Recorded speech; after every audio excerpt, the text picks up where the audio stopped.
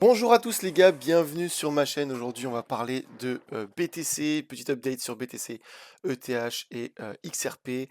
On a des choses très intéressantes qui sont en train de se dérouler en ce moment. C'est assez dingue. Juste avant, je voudrais vous rappeler que vous avez mon canal Telegram, les gars, qui est gratuit, accessible ici. Vous pouvez aussi le choper via voilà, le QR code. Vous scannez juste ça si vous êtes sur téléphone, par exemple. Vous scannez votre écran et vous pouvez rejoindre. Vous avez toutes mes news, mes analyses techniques en direct. Voilà, la géopolitique, tout ce qui concerne en fait le marché. Donc voilà, profitez-en, rejoignez-nous, c'est gratuit. Et vous avez aussi mon groupe Telegram, mais lui il est fermé et vous avez les modalités d'inscription donc sur la description de la vidéo. Allez, on commence tout de suite sur BTC. Alors, BTC, les gars, c'est assez dingue. Donc, je vous rappelle juste ce qu'on avait vu la dernière fois dans ma vidéo. Donc, on a toujours, enfin, on a quitté ce falling wedge. On a breakout à la hausse et donc falling wedge weekly, donc une grosse pattern extrêmement bullish. Et on a fait un énorme leg up. En fait, on a breakout consolidé en dehors du falling wedge et on a fait un énorme leg up avant de repartir au nord. Alors, on a atteint la dernière target que je vous avais donnée. Je vous avais dit attention les gars. Donc on a le CPR ici dans lequel on est en train de consolider et probablement on va aller chercher les 92 000. Alors on les a fait en one shot, vraiment en une seule journée là, ce qui est assez dingue. Et là vous voyez qu'on est en train de consolider par-dessus, on est en train de s'en servir comme un support. Vous voyez donc vraiment très intéressant. Et maintenant on va regarder plus en détail. Mais juste avant de regarder plus en détail et en hourly, parce que bon, ma précédente vidéo sur le moyen long terme, elle était vachement précise. Je voudrais juste vous montrer, en fait, on a un CME gap qui s'est formé. Alors, CME gap, tac, BTC CME, il est là. On a un CME gap qui s'est formé juste ici. Alors, il est vraiment très léger. Alors, l'idéal, ce serait de le combler le plus vite possible, mais je vais vous montrer en fait ce qui peut se passer parfois. Alors, attendez. Je trouve plus mon rectangle. Merde, c'est où? C'est là. Tac. Donc regardez bien. On a un CME gap qui est, voilà, je vais le mettre en rouge comme ça, bien visible. On a un CME gap ici, mais est-ce que ça veut dire qu'on va aller le chercher? Wow, on est quasiment au 96 000 en direct là sur la vidéo, c'est assez ouf. Est-ce que ça veut dire qu'on ira le chercher direct? Pas forcément du tout. On peut très bien avoir un gap CME de rupture qu'on viendra chercher plusieurs mois à la suite. Je vais vous montrer en fait, je sais pas si vous vous souvenez, mais lorsqu'on était encore au... D'ailleurs, c'était une vidéo que j'avais fait il y a 2 mois. Une vidéo, enfin voilà, j'avais fait cette vidéo-là, donc on était au 96 000, quasiment au même niveau qu'aujourd'hui, et je vous avais dit ça, regardez. C'est bearish, et en plus de ça, bah, on a une target qui nous amène, mais tout pile quasiment, au CME Gap. Et vous savez ce qui nous attend tranquillement au CME Gap, c'est un cluster absolument monstrueux de liquidation. Donc si on y va les gars, donc moi voilà, donc je vais pas aller m'éterniser dessus, mais en gros voilà, je vous avais dit lorsqu'on était ici, on était juste là, et je vous avais dit attention, on a un CME gap. À l'époque, je vous disais bon bah voilà, c'est les 75 000. Il y a le premier arrêt, il y a le Miyuki Ribbon qui nous l'indique, le Gaussian Channel, voilà. On avait tout qui nous indiquait qu'on revenait aux 75 000. Bref, on y est retourné du coup, mais vous voyez bien en fait que le gap CME qui était juste ici, on l'a comblé. Bah attendez, je vais vous calculer exactement combien de temps on a mis. On a mis voilà 154 jours. Donc je sais pas combien ça fait en mois. Mais ça fait bien 4 mois, les gars. Donc, même plus que 4 mois, 5 mois quasiment. Donc, c'est pas parce qu'on a un CME gap qu'on va forcément le combler là tout de suite. C'est juste pour ça, en fait, parce que là, dans mon groupe, tout le monde disait, ouais, on a un CME gap, on va y retourner. Il y en a même qui voulaient se placer en short. Les gars, se placer en short maintenant, c'est un peu compliqué parce que, comme je vous ai dit, ça peut être comme maintenant, comme ça, là, en fait. On est potentiellement, en fait, regardez. Ah, mais c'est une dinguerie en plus, parce que regardez, si jamais je copie euh, cette configuration de barre ici, on a quand même quelque chose d'assez similaire dans le sens où, regardez, on a, bon, alors, c'est pas la même échelle, mais attendez. Mais en fait, on a quelque chose d'assez similaire dans le sens où on a un leg up, vous voyez, consolidation, consolidation, et en fait, on peut très bien repartir en one shot et repartir vers la target. La target, les gars, je vous rappelle juste pour la target du falling wedge. Oh, d'ailleurs, j'ai un truc à vous montrer, les gars, vous allez halluciner. Vous allez vraiment halluciner. Pour vous dire à quel point le Firgochartisme, c'est vraiment une science absolument dingue. Voilà, donc on est à peu près aux 125 000 dollars pour un target du Falling Wedge. Et on pourrait très bien, en fait, l'avoir en one shot comme ici. Donc c'est pour ça qu'il faut être extrêmement prudent sur vos shorts, les gars, parce que lorsqu'on a une tendance haussière, prendre un short, c'est contre-tendance et c'est extrêmement dangereux. Juste, je voudrais vous montrer un truc, mais c'est vraiment un truc, voilà. C'est pour vous montrer à quel point le Firgochartisme, c'est complètement dingue. Regardez bien, le falling wedge du bear market, je vous avais montré les gars la dernière fois qu'on avait une target, d'ailleurs je vais le tracer tout droit comme ça sera plus visible. On avait une target de 108 000 dollars à peu près. Voilà, donc voilà, à peu près 100 000 dollars ici. Ici on avait un rising wedge, regardez la target du rising wedge. Voilà, moi je le trace vraiment à l'arrache, hein, c'est juste pour vous montrer. Tac, tac. Et là en fait on avait le falling wedge. Voilà, et regardez la target. Et en fait, voilà, on a trois figures qui donnent exactement, mais en pixel près, voilà, je l'ai tracé un peu dégueulassement. Là, si vous amusez à le refaire chez vous, vous allez voir, mais c'est complètement dingue parce que ces trois patterns-là nous donnent exactement le même niveau de prix. C'est quand même dingue, non? Que genre, enfin, je sais pas, moi ça me fascine, les gars. Dites-moi ce que vous en pensez dans les commentaires, mais moi c'est quelque chose vraiment qui me transcende, quoi. Enfin, après, faut être passionné, hein, les gars, par ça, mais voilà, c'est juste pour ça c'est juste que je voulais vous montrer ça et je trouve ça super, super intéressant. Mais le figure chartisme, les gars, se trompe très, très rarement, surtout en weekly et sur des patterns long terme. C'est toujours comme ça, les gars. Donc voilà, les 125 000, c'est assuré, assuré, parce que le figure chartisme, voilà, c'est lorsque vous avez un falling wedge, surtout aussi propre que ça, les 125 000, on y va. Alors maintenant, c'est pour ça que shorter pour moi, ça commence à devenir extrêmement compliqué. Moi, j'ai commencé à placer des longues et je vais vous montrer où est-ce que j'ai placé des longues. Mais juste avant, je voudrais vous montrer, parce que je vous ai montré le CPR là maintenant. Bon, il faut que je me dépêche parce que je vais à la salle dans une demi-heure, mais juste, regardez, si on passe en hourly, je veux juste vous montrer à quel point le CPR est quand même vachement intéressant. Tac, voilà, on a explosé les 4 niveaux de CPR. Et vous voyez à quel point, en fait, on a même rebondi sur le CPR 4. Alors, je sais pas si celui-là, il peut nous afficher le R5, parce que malheureusement, ouais, ça s'arrête au R4, vous voyez. Donc, en fait, celui-là, malheureusement, on ne pourra pas avoir les prochaines targets.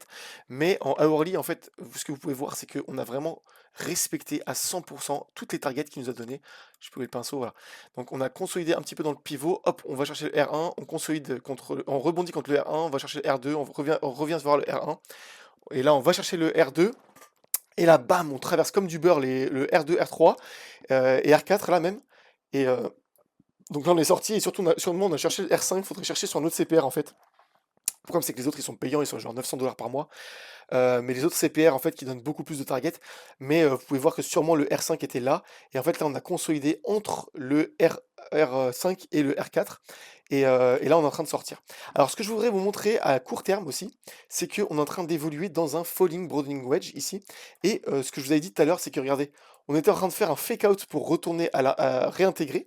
Mais là en fait on a rebondi et même en hourly on n'a même pas clôturé à l'intérieur de ce broadening wedge. Donc les gars, shorter ici c'est extrêmement dangereux. Et ça je vous le dis vraiment à court terme. Faites attention à vos shorts, voilà. Si vous shortez pour vos hedges, c'est une chose, mais voilà, ça peut être explosif. Surtout que là, on a le marché US qui est ouvert il y a une heure et ça peut quand même, enfin, ça peut vraiment être très très très rapide.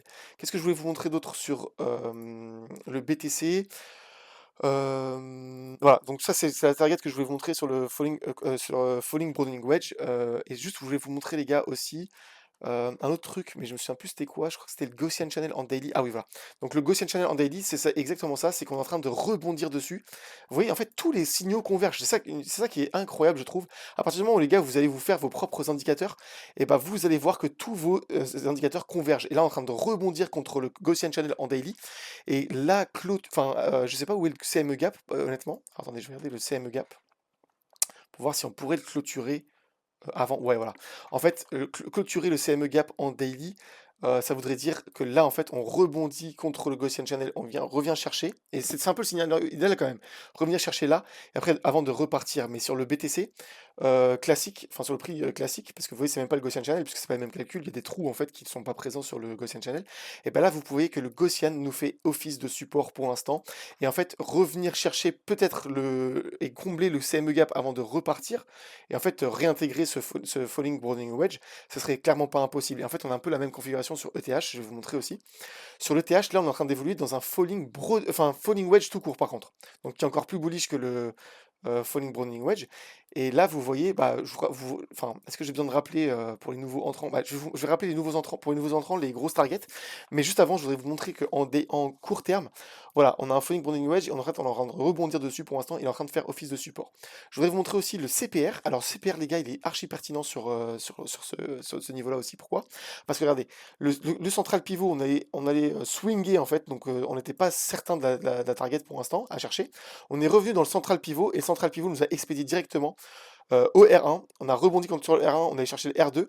On a consolidé contre le R2 et une fois qu'on a pété comme résistance, et ben, on allait chercher directement le R3 à 1820 $. Et les gars, moi j'ai clôturé mon long exactement ici. Là en fait on est venu rebondir une fois, deux fois contre le CPR, le R2. Et là, en fait, on a formé donc le falling wedge, on a continué à consolider autour du R2, donc ici. Et là, en fait, on est en train de s'en servir comme support. J'ai réouvert un long du coup ici. Alors bien sûr avec des bonus, les gars, prenez pas trop de risques parce que comme là on est vraiment sur des niveaux où on n'est pas trop sûr de la target. D'ailleurs, les bonus que vous pouvez récupérer dans la description de ma vidéo, les gars, le premier lien, le Linktree, et vous avez des bonus, donc par exemple sur ZoomX. Là, vous pouvez voir, hein, il y en a pas mal dans mon groupe aussi d'ailleurs qui sont en train de se gaver avec les bonus de ZoomX. Vous voyez, il fait des 73%, 76%. Et par exemple, MXM, lui, il a multiplié par je sais pas combien son bonus. Et ça vous permet en fait d'avoir des gros volumes à rajouter à votre spot. Et après, vous construire aussi un wallet enfin, un wallet de portefeuilles futurs avec lesquels vous pouvez trader par la suite. Donc, n'hésitez pas à aller chercher mes liens dans la description, les gars, hyper important. Donc, pour revenir sur le TH, en fait, commencer à construire son long ici, et ben pour moi, c'est extrêmement pertinent. Je vous explique pourquoi, comment j'ai construit mon long, ok? J'ai construit mon long ici, j'ai mis 25% de ma position ici. Si jamais on revient en arrière, je vais mettre 25% ici et 50% à peu près ici, 50% restant. Bien sûr, en gardant une marge au cas où on va chercher les targets à la baisse et pour couvrir cette position. Pourquoi c'est une position long terme que je suis en train de construire? Je vous explique. En fait, l'ETH, là, les gars, on a cassé une pattern qui est extrêmement puissante, que je vous ai montré tout à l'heure d'ailleurs.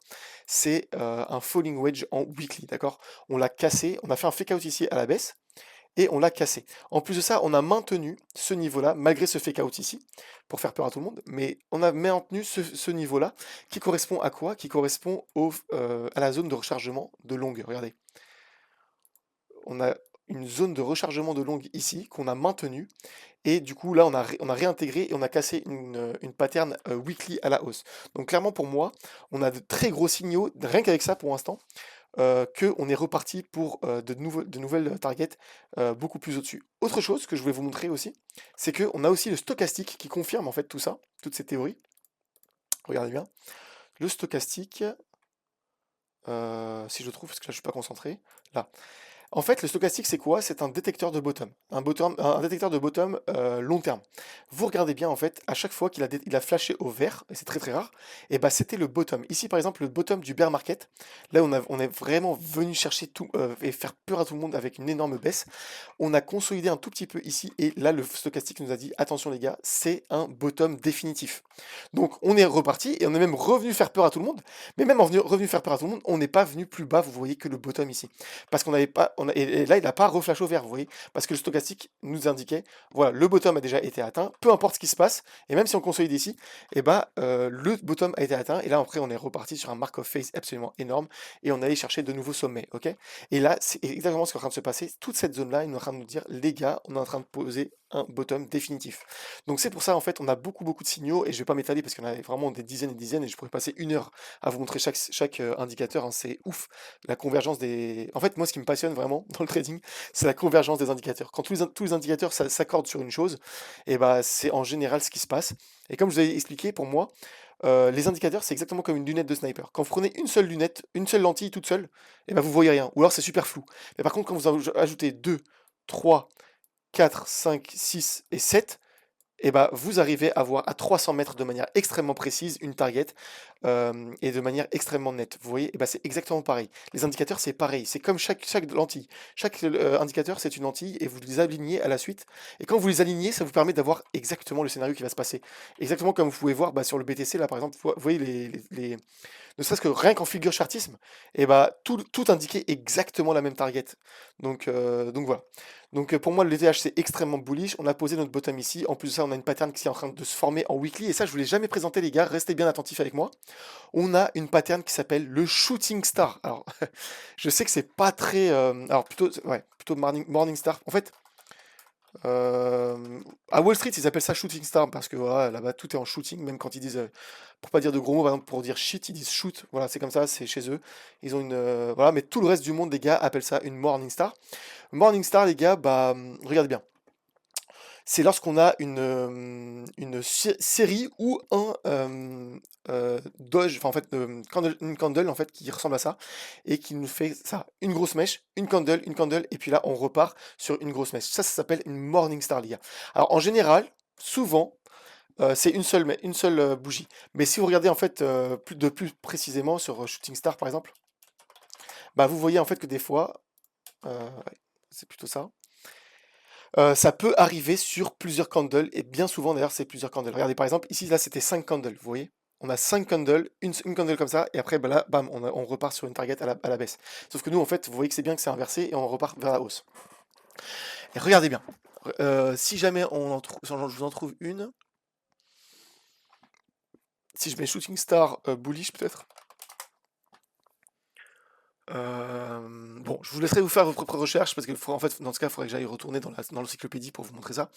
L'Investopédia, mais si jamais, bon, dommage, j'ai pas d'exemple là, les gars, mais tout juste pour vous dire que voilà, lorsque vous avez une mèche comme ça, une mèche comme ça, une mèche comme ça et une mèche comme ça, c'est un reversal pattern qui s'appelle le Shooting Star ou Morning Star. Et là, en général, on est reparti sur une tendance haussière. Donc là, tout nous indique une tendance haussière. Juste pour vous dire aussi, on a une target sur ce. Falling Wedge qui est à peu près, que je vous avais montré d'ailleurs, ici, qui est à peu près à 3350. Mais juste pour vous montrer à quoi ça correspond aussi, encore un alignement des étoiles, hein, des indicateurs, et ben ça correspond exactement à la zone de rechargement de short. Donc même si on était amené à retracer et reparti dans une tendance baissière, et ben on pourrait recharger nos shorts ici avant de rechercher plus bas si jamais voilà, on avait quelque chose de. Si jamais on avait un top par exemple de bull run ou je sais pas, ici typiquement, voilà. Mais on est amené en tout cas au minimum à aller rechercher ce niveau-là. Et après pour rechoisir une nouvelle direction. Sur l'XRP les gars, je voudrais juste vous montrer, bon XRP j'en ai déjà assez parlé dans les précédentes vidéos, j'ai pas envie de me répéter un million de fois pour ceux qui regardent, mais voilà, on a un énorme falling wedge qui est extrêmement long terme d'ailleurs, qui date depuis 3 ans, qui est en train de nous expédier sur des niveaux absolument hallucinants. Et là pareil, on a un falling wedge qui est en train de se former en daily et même weekly d'ailleurs. Une petite pattern weekly dans lequel on est en train d'évoluer et peut-être qu'on va peut-être consolider plus longtemps que BTC. Hein. BTC, on peut atteindre les 120 000 avant que nous, on soit sorti de ce falling wedge là. Parce que vous voyez que XRP a toujours énormément de retard sur le reste du marché.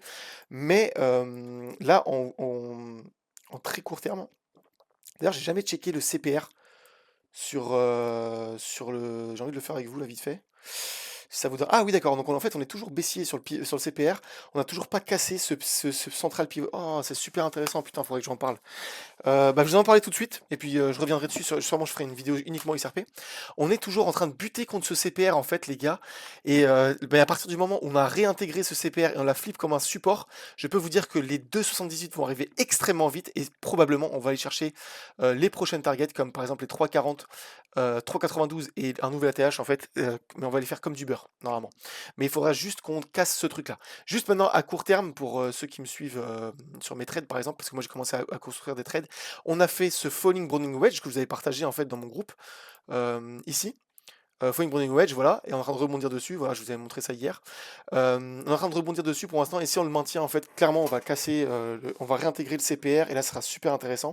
J'ai jamais checké d'ailleurs aussi le CPR à court terme pour voir ce qu'il nous dit. Ah, super intéressant, les gars. Regardez, on on a consolidé dedans, on s'en est servi comme support, on est parti chercher exactement le R1. Vous voyez, le CPR, c'est un des outils les plus puissants du monde. Et là, vous allez me dire, bah, t'as dit la même chose pour le stochastique hier, mais c'est parce que tous les outils que j'utilise, les gars, c'est des outils que j'ai choisis parmi 2300, je sais pas combien d'indicateurs, parce que j'en ai vu des centaines et des centaines de milliers d'indicateurs. Et d'ailleurs, même des fois, quand je me fais chier, les gars, je vais sur indicateur et je commence à taper des trucs et je commence à regarder. Par exemple, je me dis, bon, bah, faire value gap, je vais regarder quel est le meilleur fair value gap qui existe. Et je vais regarder un par un, genre, je vais regarder des centaines et des centaines et je vais évaluer lequel correspond le plus à quelque chose de pertinent. Bref, voilà. Donc, du coup, le CPR, les gars, extrêmement pertinent. On est venu buter dessus. Le R1, on est venu buter contre le R2. Voilà, ici, une fois, deux fois. On a breakout ici. On a rebondi une fois. Vous voyez à quel point c'est précis, hein. Franchement, vous pourriez même trader qu'avec ça. Et en fait, là, on a traversé pour aller chercher le CPR de nouveau comme support. On a réintégré et là, on est en train de buter contre le R2. C'est passionnant quand même. Je trouve ça passionnant, les gars. Le R1, il nous fait office de support. Et par exemple, placer des ordres de longue ici, au 2,17, 2,16. Pour moi, ça pourrait être pertinent ici. Par exemple, moi, il me reste de la liquidité. Là, il me reste 70% de mes positions qui sont pas en cours. Parce que là, moi, j'ai positionné un long ici, bien sûr, à 2,18. Avec 20%. Et là, je vais mettre sûrement bah, encore 20% ici. Et puis 40% ici de ce qui reste. Et après, le reste, je le garde en marge pour au cas où on va chercher beaucoup plus bas. Donc voilà comment je positionne mon trade sur XRP. Et je vais viser minimum première prise de profit de 25. Et après, chercher voilà, de 30. Mais ça pourrait être pertinent. En tout cas, en daily, je voudrais juste retourner sur le daily vite fait. Moi, c'est un peu en vrac ma vidéo aujourd'hui, désolé les gars. J'avais pas vraiment préparé cette vidéo. C'est plutôt une vidéo d'urgence, je dirais. Mais je voudrais juste regarder un truc, les gars. Si jamais on fait la target de ce falling wedge, on la reporte à la cassure. Ok, donc c'est vraiment beaucoup plus haut. Ouais, 142. Mais après, ça dépend de où on casse en fait. Donc c'est sur ça que en fait, ce qui m'intéresserait de voir, c'est où est-ce qu'on va casser ce falling wedge. Mais déjà, les gars, le fait qu'on est en train de réintégrer le premier niveau, les gars, du CPA ici, c'est déjà plutôt pas mal, en train de buter contre. Mais si jamais on réintègre et qu'on cherche les 2,44 qui d'ailleurs en hourly. Oh là là, ok. En fait, si on bouffe tout le CPR, tous les R1, R2, R3, R4 en hourly, ça nous amènerait en fait au haut du CPR daily et weekly. Donc ça, c'est vachement intéressant. Donc déjà, ça pourrait être, en fait, consolider dedans, ça déjà, ça pourrait être intéressant. Mais déjà, aller chercher cette target-là, la première target, ça pourrait être extrêmement pertinent à garder en tête. Et après, bah, si jamais on arrive à flip ça en tant que support et aller chercher, bah là, on pourrait aller chercher les 2,76 et enfin breakout ce falling wedge. Et qui nous donnerait après une target beaucoup, beaucoup plus haussière. Ok, donc c'est déjà, ça, c'est vachement pertinent. D'ailleurs, 3,44 qui nous correspondent aussi à ce niveau-là, hein, les gars, c'est assez ouf. Bref, je vais pas m'étaler là, les gars, parce que je suis en train de me perdre. Juste, je voudrais vous rappeler, les gars, que voilà, vous avez mon Telegram ici. N'oubliez pas de récupérer voilà, ce QR code pour rejoindre mon Telegram, profiter des news, etc. Et vous avez tous mes liens de parrainage, les gars, dans la description de ma vidéo, sur mon Linktree, que je vais vous montrer juste maintenant. Vous avez énormément de bonus à récupérer. Ah oui, j'ai failli oublier. Vous avez tous les liens bonus à récupérer. Tous les liens Mexer à récupérer, enfin tous les bonus à récupérer ici sur Mexer et poncez-les les gars parce que du coup ça vous permet de trader gratuitement et positionner des longues comme ça gratuitement. Juste aussi, je voudrais vous rappeler les gars que vous avez deux tokens à voter. Donc pour la prochaine vidéo, donc j'avais fait la précédente sur ANKR, j'ai vu que bon, elle n'avait pas beaucoup de traction, je pense qu'il n'y avait pas beaucoup de monde aussi qui sont positionnés sur ANKR là. Mais vous pouvez récupérer, bah, enfin vous pouvez voter pour Solana et PancakeSwap, donc Cake sur lequel aussi je suis positionné moi. Je vous laisse voter les gars dans la vidéo et celle qui aura le plus de traction dans les commentaires, enfin plus de votes, et bah je la couvrirai dans une vidéo à part. Voilà, je vous dis prenez soin de vous les gars, moi je file à la salle, à la prochaine, ciao ciao.